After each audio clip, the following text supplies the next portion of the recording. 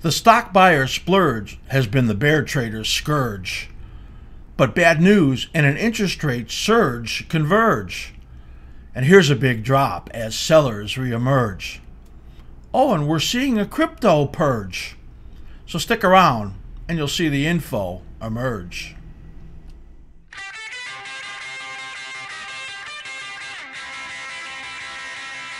Well, I'm going to the city and I'm gonna do a city show. And I know all my fans wanna learn how to make some dough. I've been cruising up and down for trades each and every night.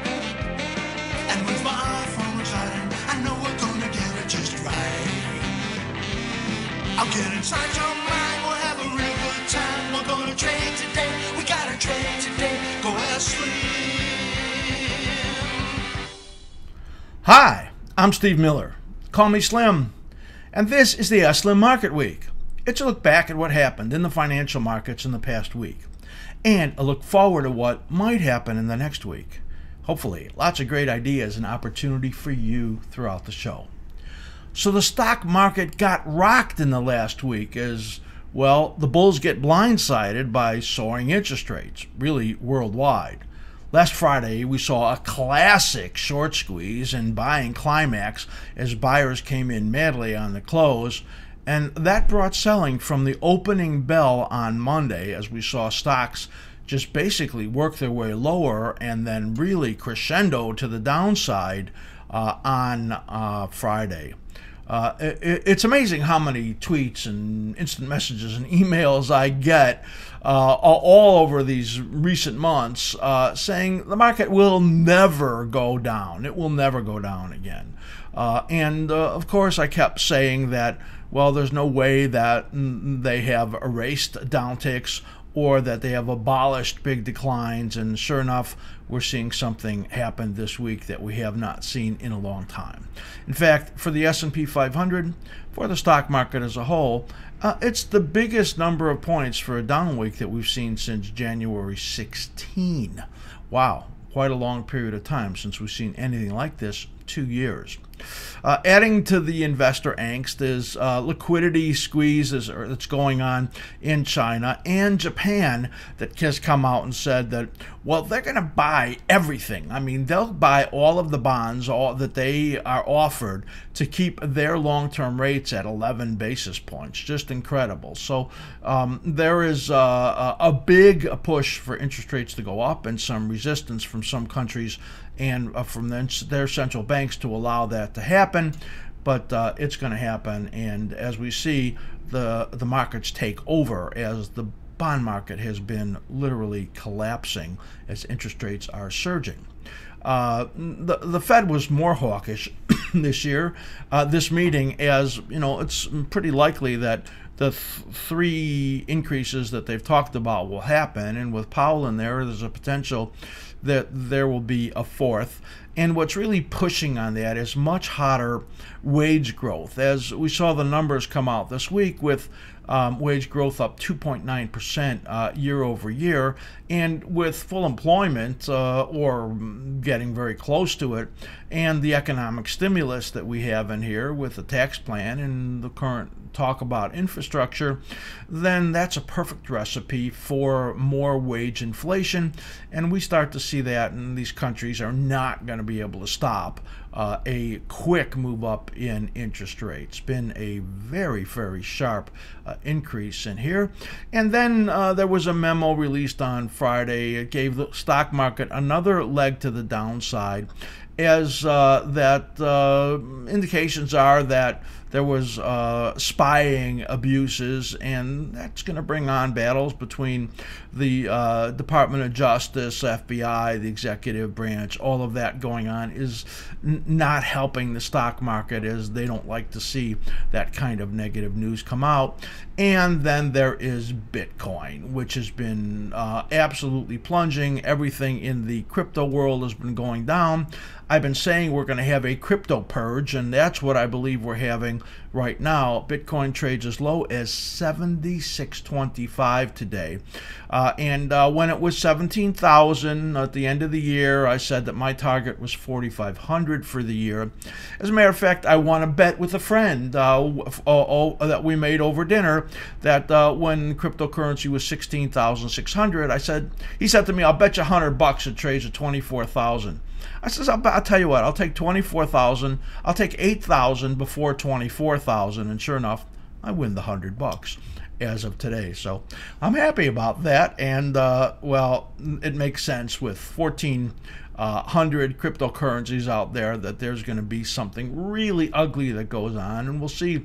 You know, will there be a couple years from now only 100 or 200 of them left? I mean, it's really ridiculous.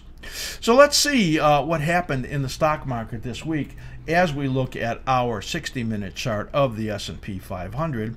And can you see a trend in here? Wow, look at that. As the market accelerates down, here we are late in the day looking with only about 90 minutes left to go in the session. And the S&P 500 is now down 51 points on the futures. That is the ES, and you can see this big acceleration to the downside in here, and this all really started here on Monday. You can see that Apple news came out that they halved their production of iPhone X, and that started to lead stuff down overnight. But then what happened was that on Friday, it turns out their iPhone X sales were, well, not as bad as they expected. 30-year bonds, they started to get hit. They were down a point on oversupply concerns. And believe me, with the government needing to borrow that much money that they need to, and, you know, it's probably 600 billion plus every year, moving up to $1 trillion and more in coming years, then that's why these bonds are under such pressure. So the market started to go down there on Monday, and you could see what happened as it accelerates to the downside here on Friday. Here, world markets were lower. China started to go down about 1%. China had a really bad week. Also, oil was down on supply concerns, $1.25, and the healthcare got crushed in here as Amazon and J.P. Morgan and Berkshire Hathaway formed their own healthcare company. And we saw a lot of pressure on healthcare and drugs, especially after POTUS came out and said he wants to push down drug prices. So we had this big decline, came right over here on Tuesday. Home prices had a big upside surge. There's some more inflation right there, the most since 2014. And here you could see we had this down day here. It wasn't really a horrible down day. It was bouncing around here on Tuesday. Wednesday, ADP came out up 234,000. That was stronger than expected. Employment costs up, you could see there, 0.6% for the quarter, 2.6% year over year. And here you could see we had this down day over here on Wednesday. Facebook comes out, and they had a huge swings, like down $7, up $5 when their earnings came out. And the earnings were big, and that helped the market rally in here overnight. On Thursday, then it started to come down again, and techs started to give it up right over here despite that Facebook bounce that we saw in there.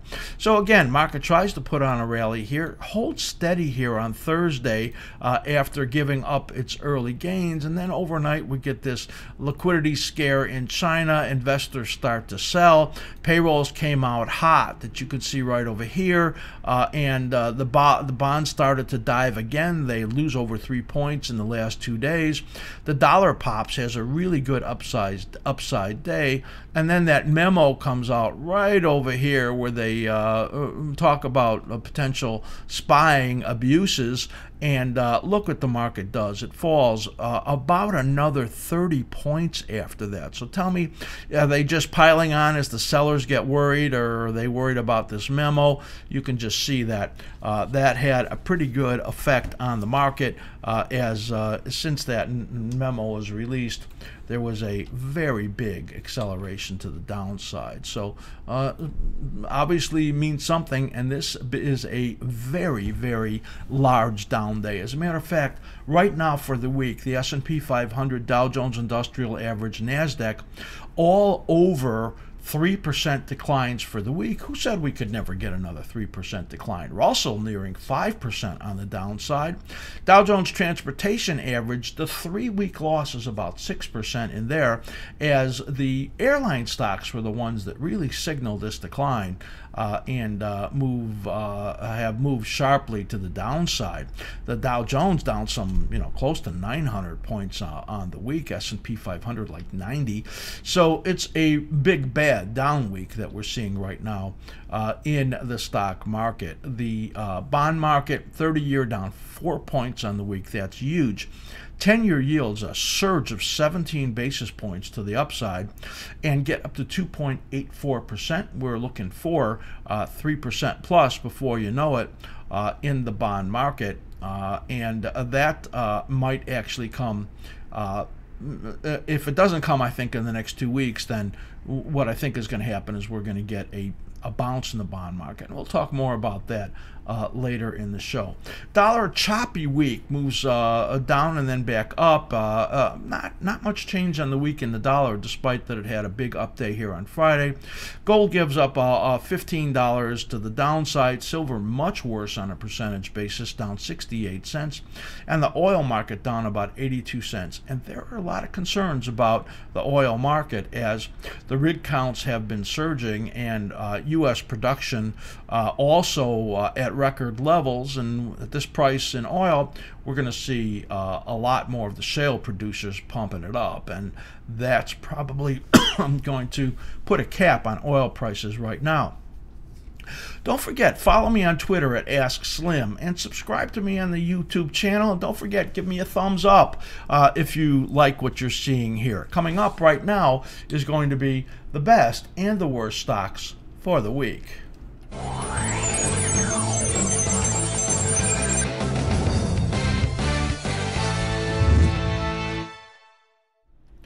All right, best and worst stocks for the week. What I do is every single week look through the big movers, or the ones that have very interesting chart patterns, and I bring those to you so that you can not only see where there might be some opportunities for you, but also the potential that there would be some learning process here, especially in the cycle analysis that I do. A lot of people are very new to cycle analysis, and there's only a few of us out there that do cycle analysis and share it out there in the world. So we're going to be doing a workshop on cycle analysis coming up pretty soon. I think that it would be beneficial to you if you sign up on our waiting list for that. It's coming out in a couple months.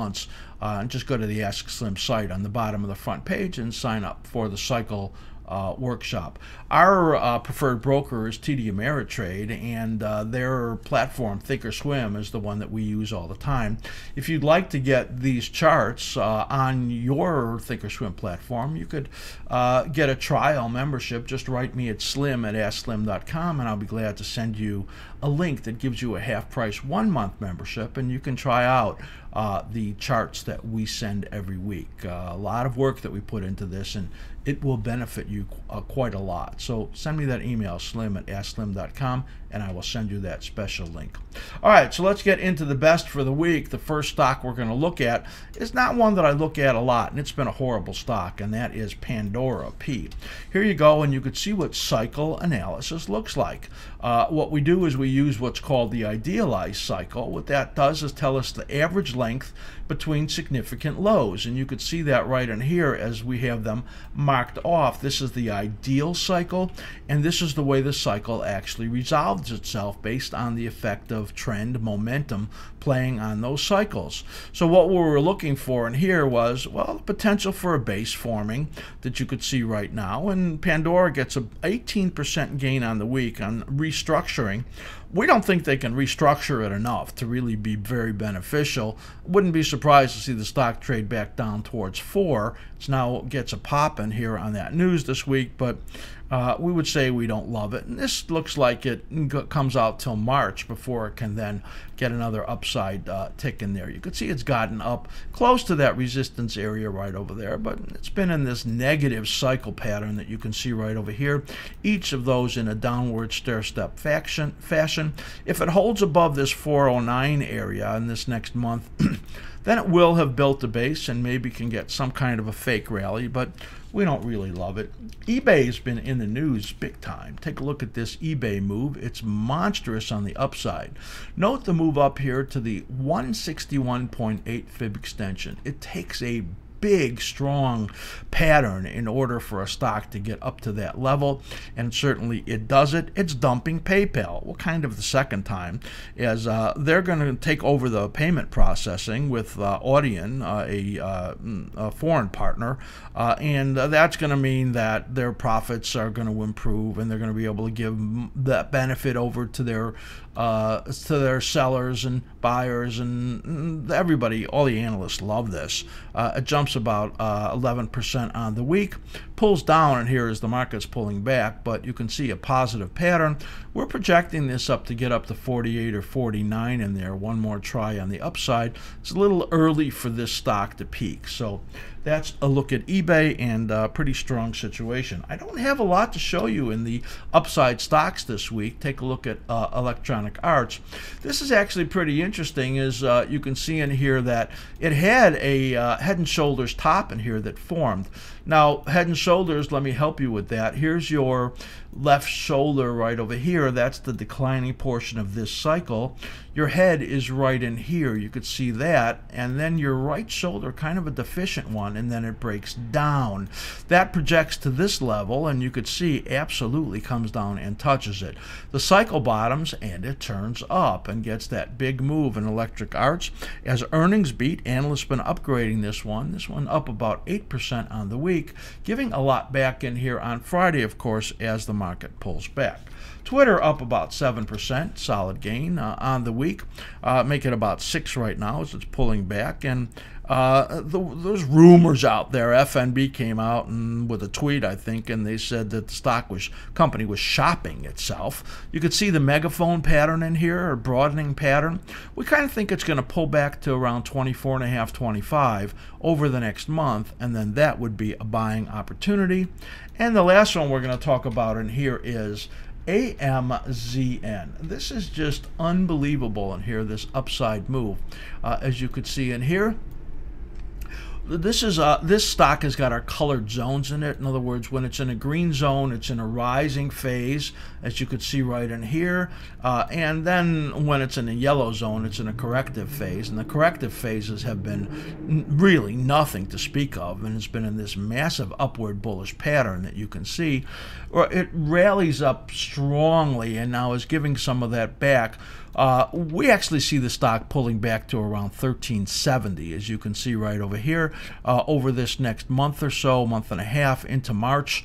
We think that we tweeted out these patterns in here, is you got this rare gravestone doji right over there, and that evening star, and then it came out with these earnings, and you could see it pulling back in here. So this pattern in here we think is suggestive of the fact of a topping, and everybody just got crazy on these strong earnings. So we can see this pulling back into the March period, and again 1370 in here on Amazon as our target, up about just like a little under 4% for the week. Huge beat, fourth quarter sales, great on Alexis and AWS, Amazon Web Services.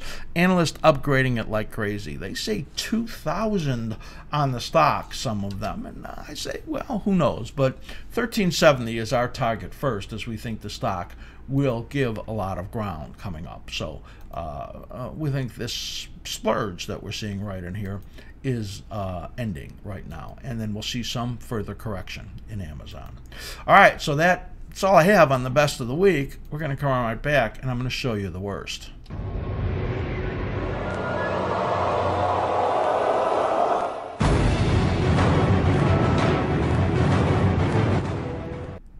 All right, for the worst of the week, we've got some bad stocks in here, some stocks that moved down pretty badly. The steels were under pressure this week. You know, it's pretty amazing. We see the news come out that the president is imposing tariffs on steel imports, and still it's not really helping these stocks very much. In fact, analysts came out with sell recommendation on U.S. Steel this week. AK Steel, a cheaper one, now trading under $5 again, as it gave up a lot of ground this week. That's not what I want to show you. I want to show you the stock. Here you go. You can see the pattern right in here as the downward cycle. You see that cycle right there? So it projects a low over here, and it projects a low over here, and then it projects a low over here. See the way that lines up? All these beautiful lows right there, all on these average cycle lengths right at that point. It calls for the low here in March. There's a lot that's calling for a low in March. That probably means the sell-off we're seeing in the stock market, at least this wave, goes into March. It would be this wave, and then the bounce, and then another wave right over here. AK Steel, you could see this big decline, 25% plus on the week, as their losses widen. Analysts all over it saying that this stock is negative, and we think so too. It's probably going to get back to that $4 level that you could see in AK Steel. That was one of the stocks in the steel group that we were very cautionary on. US Steel, you could see it right in here as it rolls over. Now look, there's a low due in the next week, and this is a long upside advance, and then it gives ground, as you see right here. See, the same thing happened right over here, and it's pretty similar right there. Those are bullish cycles. In other words, you get this upward move and a small decline, upward move and a small decline, and then you get another upward move. But look at this. We're not projecting it to new highs. Well, that's because we believe the intermediate stock market cycle is going to weigh on it. So we see a rally coming in the next couple of weeks, but then likely another failure that takes it out into May, which is ultimately the low period we think that the stock market is going to make way out there in the spring. Cliffs, look at this downward turn in here as we're looking at the materials, steels and materials, and you could see this one, their revenues really missed, and that news came out the previous week, and it just continues to fall on the downside. See the nice evening star right over here? We actually think that the material stocks are going to do much better the second half of the year, and you could see our projection for a March low here and then it turning up. But in the meantime, March low means it's likely to continue to decline.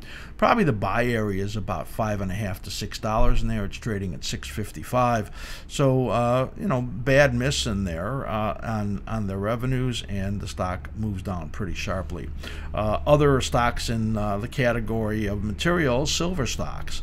Hecla moves down some 9% on the week, and AG moves down about 12% on the week, and those stocks suffering from a pretty good hit, as we said, in the silver market. We think that, again, that the better time for these stocks, the silver and gold stocks, is coming somewhere in the May and maybe April-May period through the rest of the year. So we think there's a big buying opportunity coming in that group. UPS takes a big hit, 12% on the week, as this stock,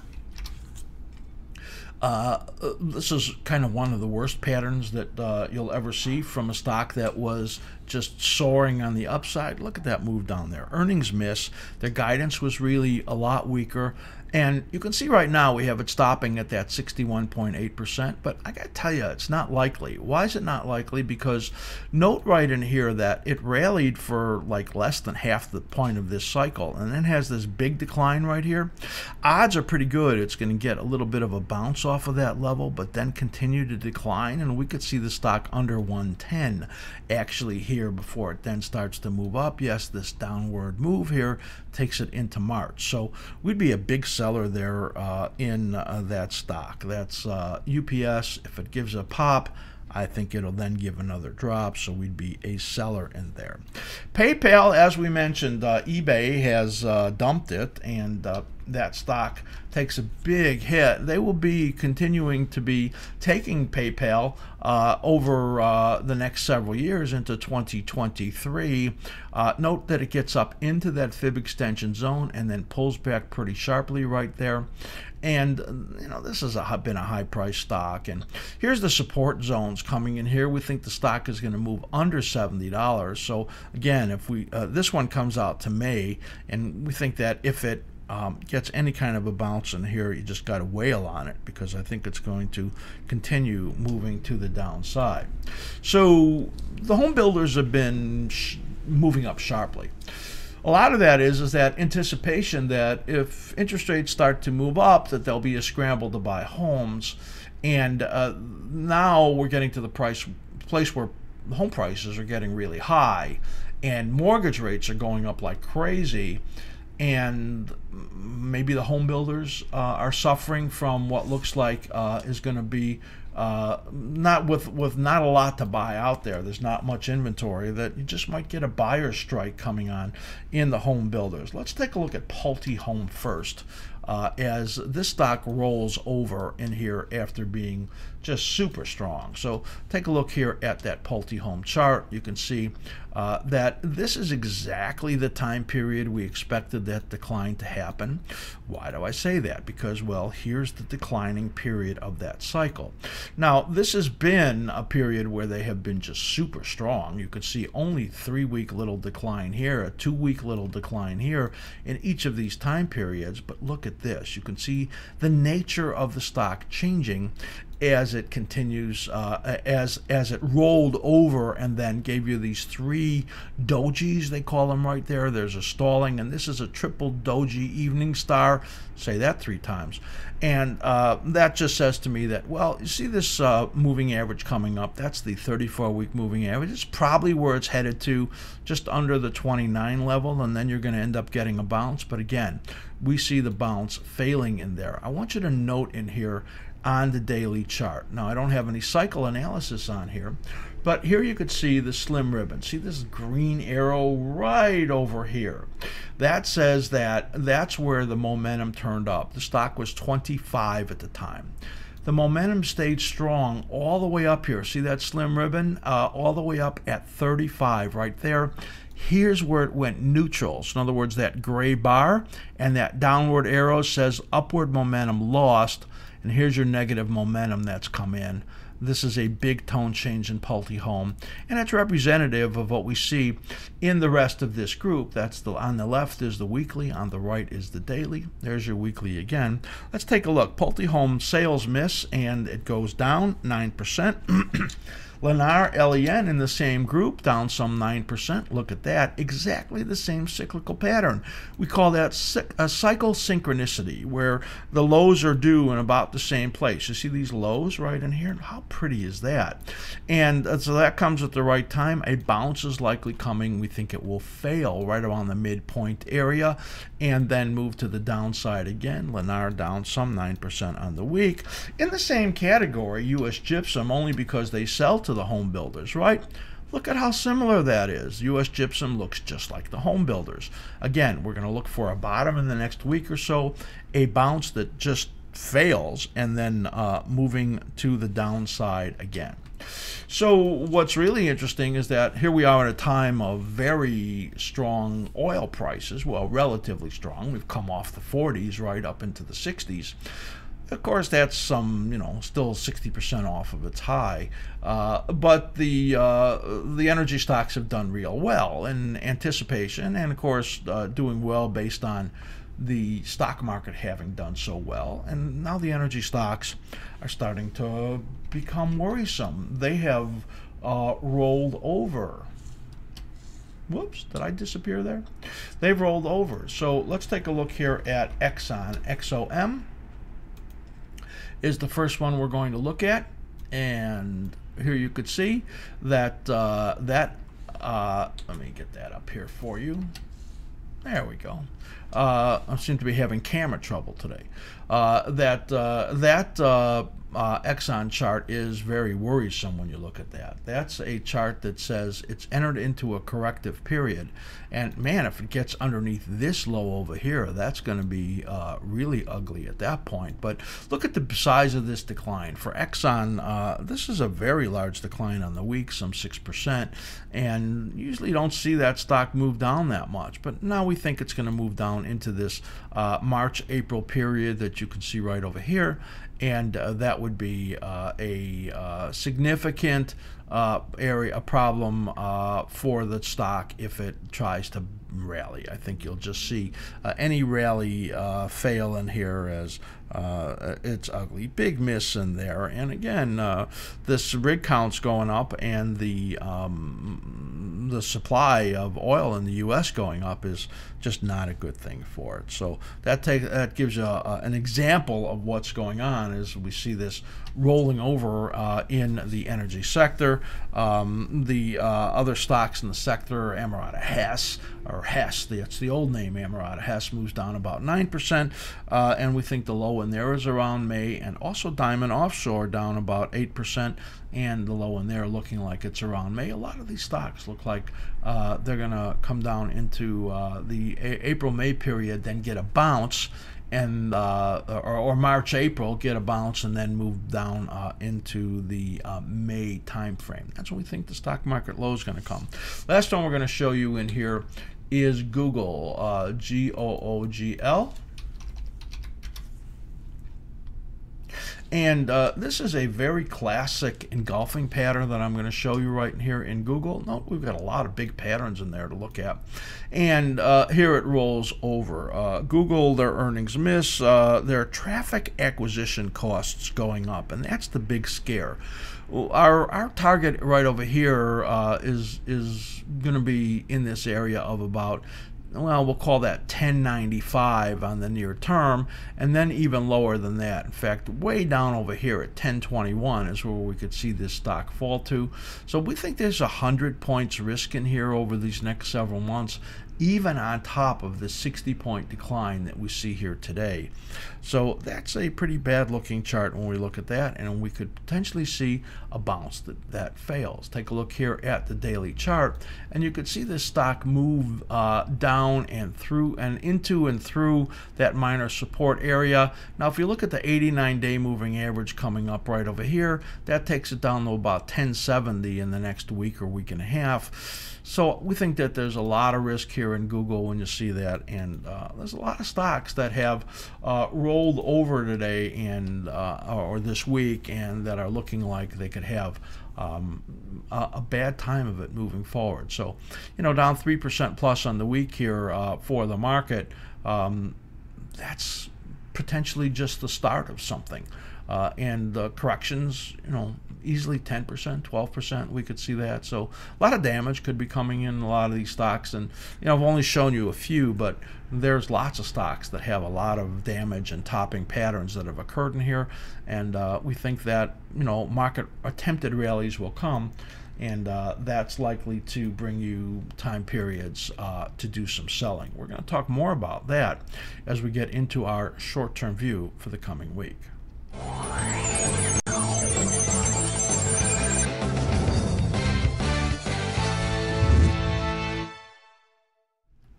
All right, short-term view for the coming week. We look at the daily charts. We try to take an accountability of what we said in the previous week, and hopefully we try to get to where we're at least 60-65% accurate in what we look at. Our focus is strongly on the momentum conditions of the market and how the futures and indexes react in relation to that momentum situation and the cyclical patterns that we look at. In this case, basically we're 80% plus across the board here this week. It was a really good week for the analysis. If anything, the bond market was more extreme on the downside. We expected it to go down into midweek and then bounce. Well, it continued to go down longer than we expected, and the stock market actually fell harder than we expected adding to it with the news that has come out on Friday, and that's just maybe the beginning of something, not the end of something. You're going to find this analysis really interesting as I give you some scenarios in here in the stock market that are, well, maybe a little different than I've done it before. Take a look here at the light crude market. So we thought it would come down and then bounce, and our downside target was down around 64. It gets down over here to just under 64 and then bounces. So that was perfect cyclic action that we're looking at, this decline, this rally. And now you could see in here it's kind of stuck, right? So that's what we expect. 63.90, the top area. 66 the top area, 63.90 the bottom area. We're kind of looking for a tight range zigzag in here. There's pressure from both sides in here as the corrective forces from the intermediate pattern rolling over and, well, stalling anyway. And this cycle's kind of pushing up, kind of meet each other, and so that fighting ought to keep it here. Note we have a breakout level here above that 66.60 number. We have a breakdown level here at that 63.50 number. So we think it's going to get stuck in there right now. We'll see if that's accurate when we look at light crude. The dollar, we thought it would get a bounce into the slim ribbon area, and it basically held for the week. And here's the slim ribbon coming down. It tried to get into it on Tuesday. It's now getting into it a little bit here on Friday. So it's kind of what we looked for. We thought that the euro currency would pull back a little bit to about 123.50. So if I look at the euro currency, which is the inverse correlation to this, you can see in here that basically it gets down right over here to about 123.70. So stuff mostly acting as we believe. The euro currency we're looking for pretty much tight ranges here over this next couple of weeks, as we see it trading kind of in between the high right over here and the support zone right over here. So we're looking kind of a decline and then a rally and then another decline out over here, as we think that a dollar bottom is coming in the next couple of weeks of some significance. Whoops, that's the weekly chart. So just for a peek at that, you could see that weekly chart moving up in that green zone is too early really for topping and moving down in any significant way. So give you a little peek of that. And excuse me, back to the dollar DXY, you can see that this is really where we think there's an important bottom coming.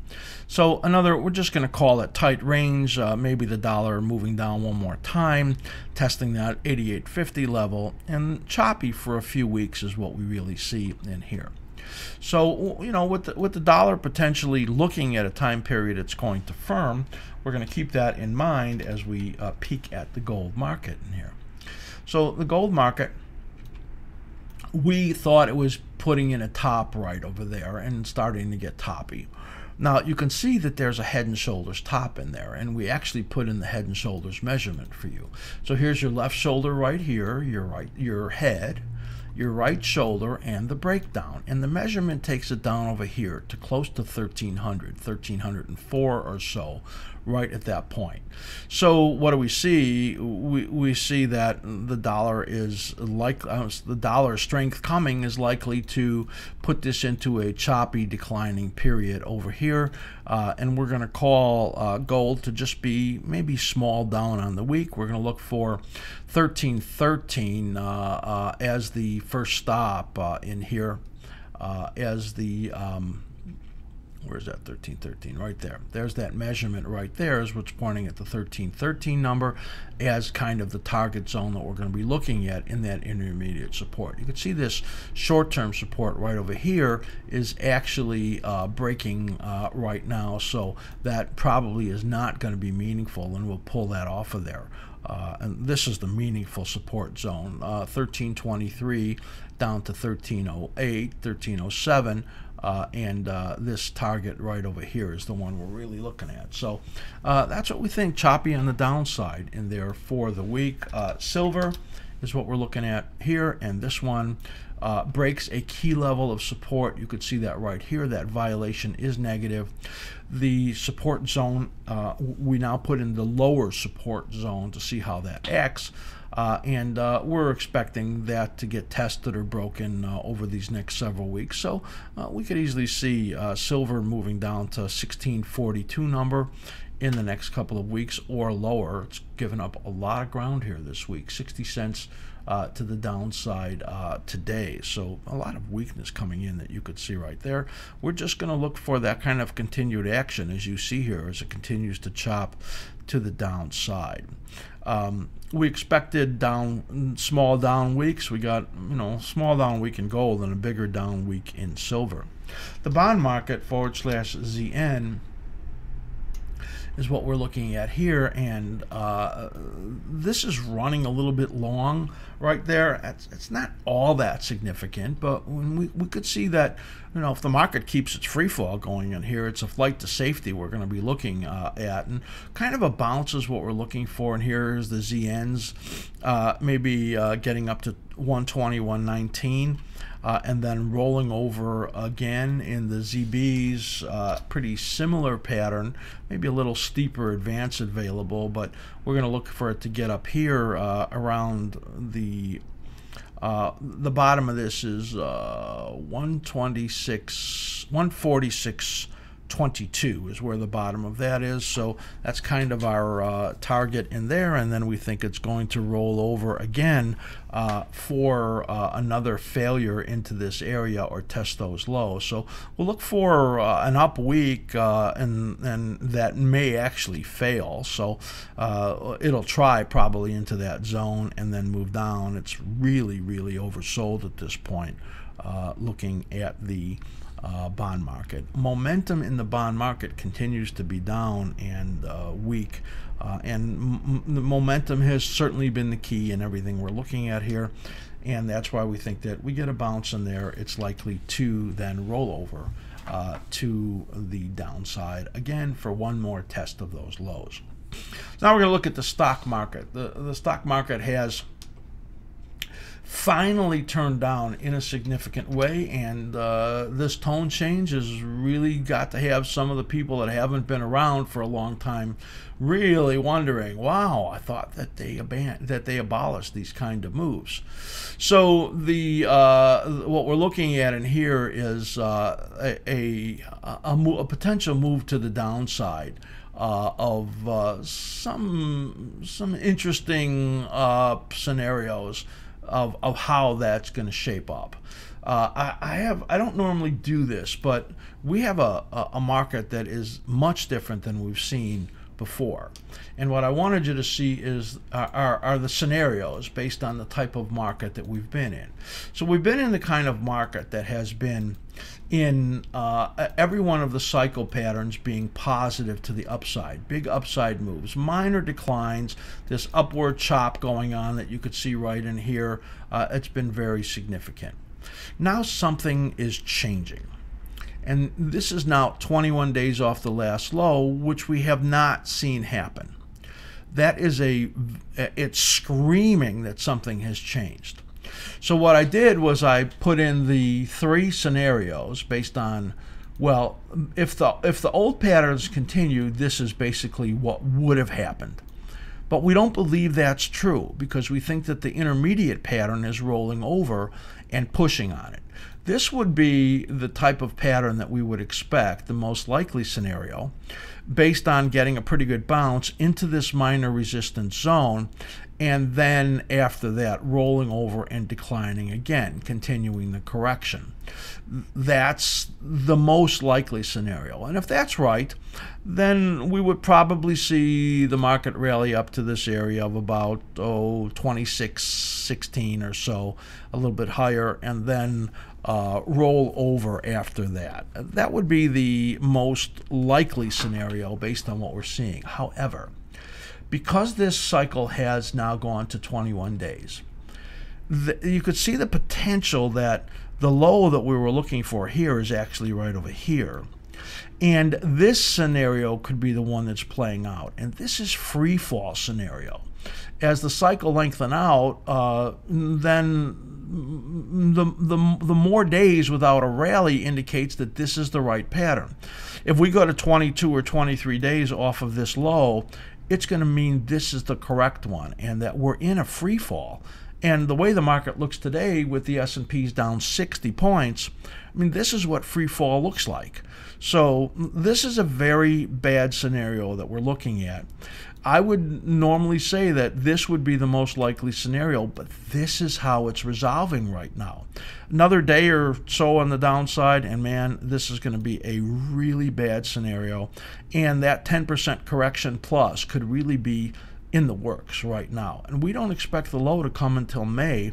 This could just be the very beginning of it. So this is a bad scenario. We're going to look for attempted bounces this week. If the market is just normal, it gets up 28.16. That's, I'm telling you, feeling less and less likely as I see this scenario play out. Both of these scenarios are bearish that you can see right in here. One is just more bearish than the other.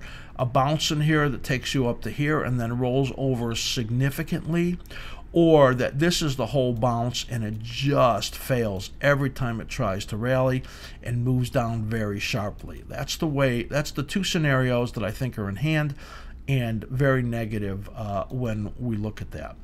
The NASDAQ, the next index we'll look at in here, is I didn't quite put it in all three scenarios. I put in what would be the previous bullish scenario, and this which seems like it's the more likely scenario.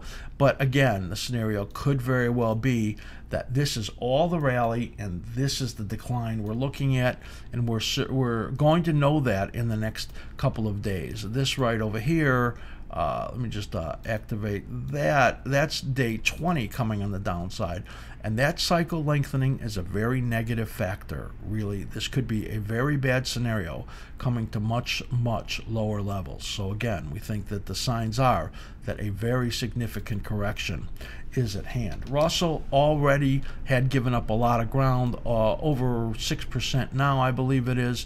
And again, this would be the normal scenario, but we think it's going to be somewhat worse than that. So showed you multiple scenarios, and that's looking to me like the start of some real trouble in the stock market. There's going to be some days coming up where it looks like there's relief, like, okay, it's over with. I wouldn't believe them. I really think that we're in a period of a lot of trouble for the stock market, and you don't get 60-point down days unless there's something pretty significant going on in the stock market in a very negative way. I had done a video on the VIX, essentially saying that I thought we were coming into a scenario in the VIX where we were about to get a big upside move. I want you to go to my videos and tools for text and look at that video that I did recently on the VIX that said that we were about to get a big upside move in the VIX. And the chart that I showed was this. I'll just give you a peek at it, and you could see that these are the cycle scenarios that called for the VIX spike in here, and the VIX is up to 1768 right now, having come from 9, under 9. Well, that was the complacency that we saw in the market, and that period has ended. It's over with. And we're probably going to find a new norm in implied volatilities. Maybe the VIX will find a home in the 14 or 15 area. But I think that period of complacency has ended, and that the period of, well, maybe normalcy, bigger corrections in the market, wider swings, and a lot less confident bulls. I think that's the period that we are entering into right now. That's it for Market Week. I hope there was some great information for you in there. I want you to be really careful, because it is so crazy out there. And we're always wishing you great trading. Well, I'm going to sit and I'm going to do a silly show.